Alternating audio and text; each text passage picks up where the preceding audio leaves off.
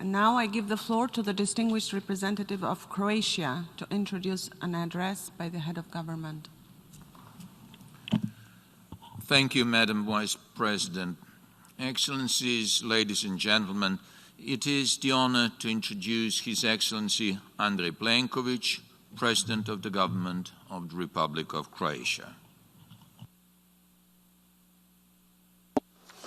Mr. President, Excellencies, all protocol observed.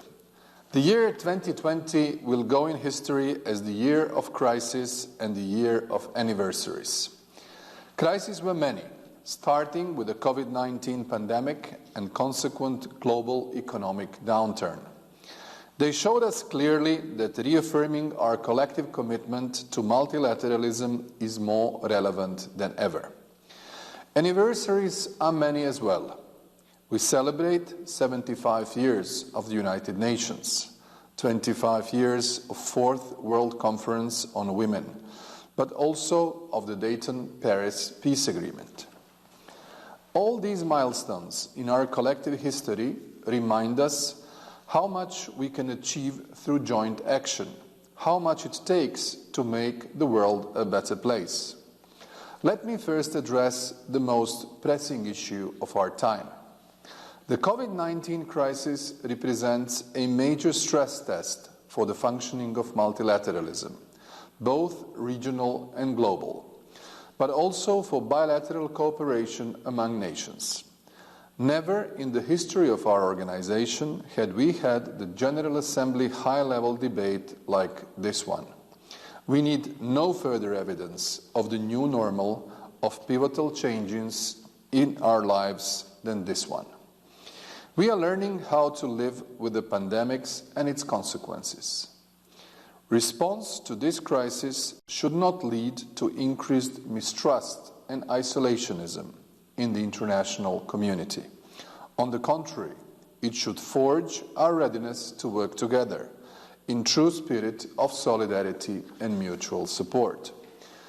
To win the battle against the pandemic requires responsible and inclusive governance, close cooperation and pooling of our resources in order to strengthen our stressed health systems, save lives, jobs and livelihoods. Synergies at regional, international and global levels are essential to cope with the medical and socio-economic effects of the crisis. This is an important lesson, and we need to raise our awareness and preparedness in the coming months until a successful, effective vaccine is developed. The vaccine must be available to as many as possible, and we should spare no effort to make it so. Croatia welcomes the General Assembly resolution on a comprehensive and coordinated response to the COVID-19 pandemic, adopted in this Assembly with an overwhelming support.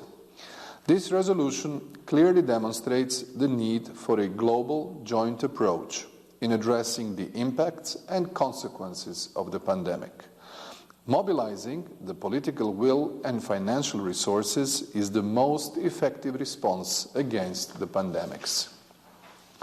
The European Union demonstrated this in the best way in July through its European Council conclusions.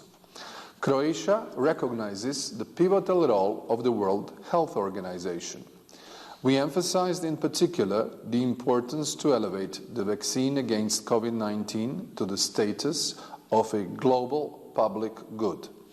We need to continue the review of WHO performance as well as inclusive conversation about the strengthening of the WHO and its financing and potential steps of reform.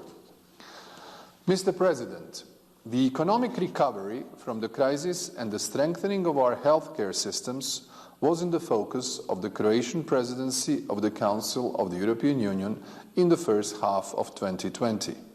Today, almost 3 months after the end of our presidency, while the COVID-19 pandemic is still ongoing, the motto of our presidency, a strong Europe in a world of challenges, proved to be well chosen and relevant as ever. Let me add that in addition to the COVID-19 crisis, Croatia is dealing with the consequences of a devastating earthquake that hit Zagreb on 22nd March. I use the opportunity to thank all world leaders who sent us words of solidarity and extended their support. The unprecedented circumstances we live in represent a unique opportunity for us to rethink the global role of multilateralism and strengthen the importance of orderly globalization and a rules-based international order. While protecting the well-being of our citizens at a challenging time like this, we continue to respect and uphold the protection of human rights and fundamental freedoms, as well as the international law and the rule of law. Croatia recognizes that a human rights-based approach is the only way forward to guarantee a response where no one is left behind. Mr. President, no organization is better placed than the United Nations for global delivery of the goals of international cooperation. Therefore, we must support our organization financially and politically. To deliver on its commitment of solidarity, Croatia participates in the Team Europe, a global response package worth 36 billion euros. This will help support partner countries in their fight against COVID-19. We firmly support the United Nations Global Humanitarian Response Plan and its programs as a coordinated approach to finding multilateral solutions in this crisis.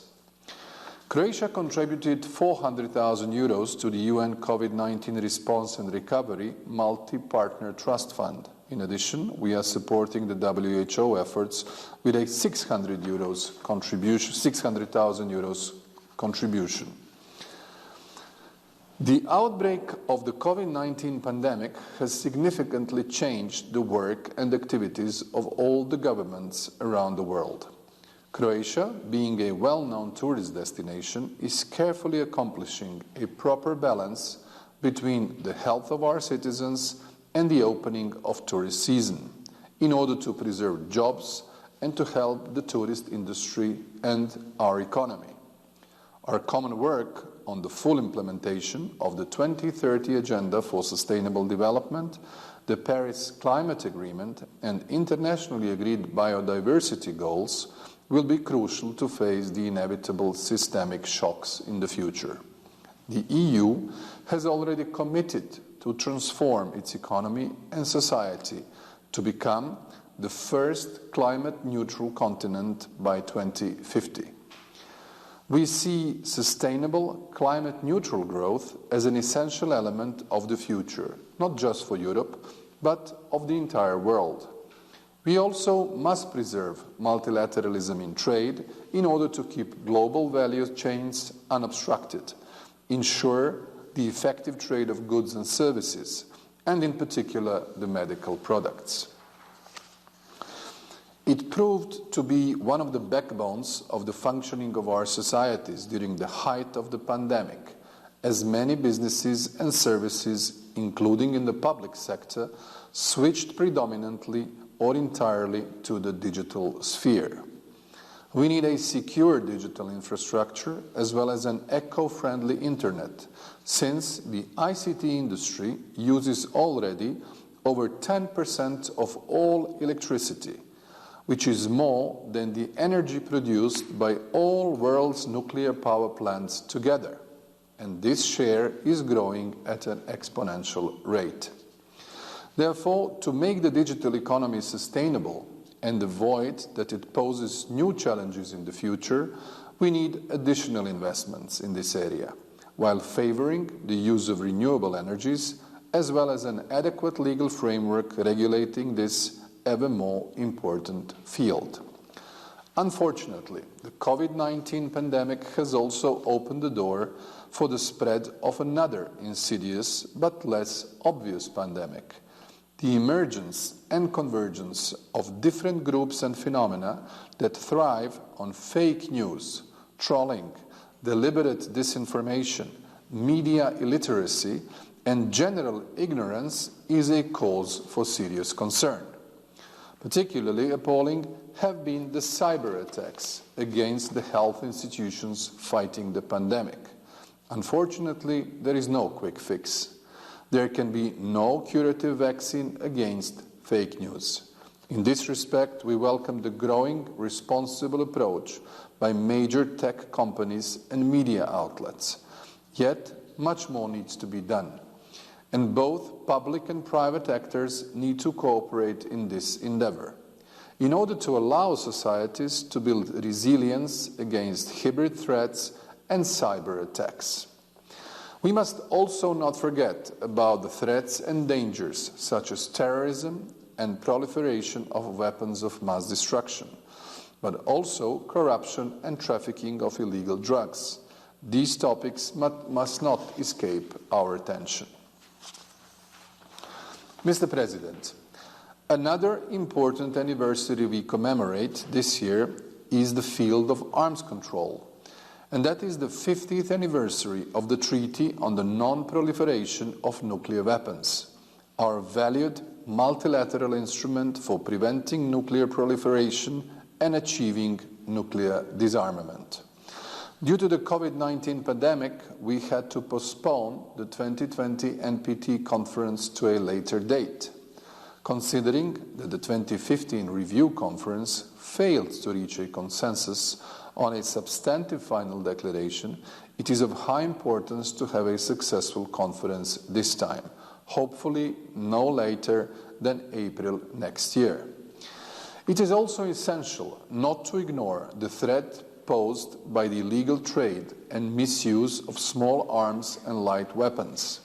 Croatia holds the 2020 plenary chair of the Wassenaar Arrangement, the first worldwide mechanism on export controls and conventional weapons and sensitive dual-use goods and technologies. We shall continue to advocate the increasing importance of effective multilateral action on tackling illegal arms transfer and buildup. Mr. President, I'm proud for the first time ever Croatia has a candidate for the judge of the International Court of Justice.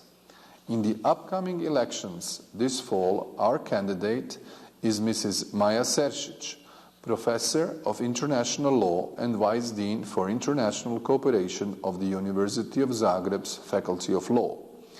Besides her professional qualities, we believe that her election would also be important for achieving a better gender balance and a fairer participation of states within the court's composition. In my speech on Monday, on the occasion of the UN 75th anniversary, I stressed the need for United Nations reform. We need the UN fit for the 21st century. For that, we have to continue with its reforms, and in this endeavor, no stone should be left unturned, including the United Nations Charter. Our organization has to maintain its core values and principles on which it has been founded, but it must also reflect realities and needs of our times. In addition, we are convinced that our shared values will be better preserved and advanced through the close cooperation between the United Nations and other multilateral organizations, such as the Council of Europe and the OSCE, as well as NATO. Changes at the global stage are becoming more rapid and deeper. They affect us all by posing challenges that require a global response. For this, we will have to invest more in solidarity and partnerships. We understand that new geopolitical confrontations will frame the period to come. Against this background, we should invest more in dialogue, while at the same time reaffirming our allegiance towards multilateral solutions, observance of international law, and established norms. In a global world, we need a multilateralism that will be to the benefit of all, and not just to some. The pandemic could exacerbate further existing regional conflicts and global security challenges. Therefore, Croatia fully supports Secretary General's call for a global ceasefire. Mr. President, as I mentioned earlier, some of this year's anniversaries refer to Southeast Europe. 25 years ago, the Dayton-Paris peace agreement was signed. It put an end to the bloodiest war in Europe since the Second World War, the one in Bosnia and Herzegovina. Meanwhile, this part of Europe has profoundly changed for the better, but some problems still prevail and merit our full attention. Croatia, as one of the parties to the agreement, considers that the Dayton-Paris peace agreement anniversary should be used to reflect on its achievements, but also on the contemporary situation in Bosnia and Herzegovina, with a view to putting this important country firmly on its European path. Croatia, being a neighbor and a friend of this country, has a keen interest in stability and prosperity of Bosnia and Herzegovina, of all three constituent peoples and all of Bosnia and Herzegovina citizens. Full equality of Croats as one of the three constituent peoples in Bosnia and Herzegovina and their well-being remains our high priority, especially their legitimate representation in the institutions of Bosnia and Herzegovina through adequate electoral law that prevents any electoral engineering. 20 years ago, what was held was the Zagreb summit between the EU and the countries of Southeast Europe. It confirmed the European perspective of Southeast Europe for the first time and opened the way to EU membership of the countries in the region. In May this year, during the Croatian EU Council presidency, we hosted the second Zagreb summit, at which the EU reaffirmed its unequivocal support for the European perspective of the countries of the Western Balkans. This European perspective has been a key driver for political and economic reforms in the region and has significantly contributed to the peace, democracy, prosperity and security in Europe. Looking back, much has been achieved. Much has changed for the better. Looking ahead for the stability of the region, sincere reconciliation is essential. This can only be built on truth and grounded in facts, in conjunction with finding all remaining missing people and rendering justice for all the victims. Mr. President, today many of our citizens look with anxiousness to the future. Uncertainties are many, from unpredictability of markets to the perils of global climate change, which will be the challenge of this century. In view of the fact that the oceans play a central role in regulating the Earth's climate, we cannot ignore that the past 5 years hold the highest record for global ocean temperatures. As a consequence, while the sea level has not changed over the 2 millennia, it has already risen about 20 centimeters since 1900, and it is accelerating at an alarming rate, threatening many of our coastal areas and cities. Ocean plastic pollution is also unfolding at an alarming rate. Between 8 to 14 million tons of plastics end in the world's oceans and seas every year. We can no longer stand by, shrug our shoulders and close our eyes to that grim reality. Yet, this is only one of the many side effects of global warming that ring the alarm bells for our planet, and if we do not act now, the damage will become irreparable. Our citizens are counting on us, the world leaders, to deliver on the promises of a better tomorrow for them and their children. Let us therefore unite as nations and assume our responsibility to create a healthier, equal, and more sustainable world for the generations to come. Thank you very much. On behalf of the General Assembly, I wish to thank the Prime Minister of the Republic of Croatia for the statement just made.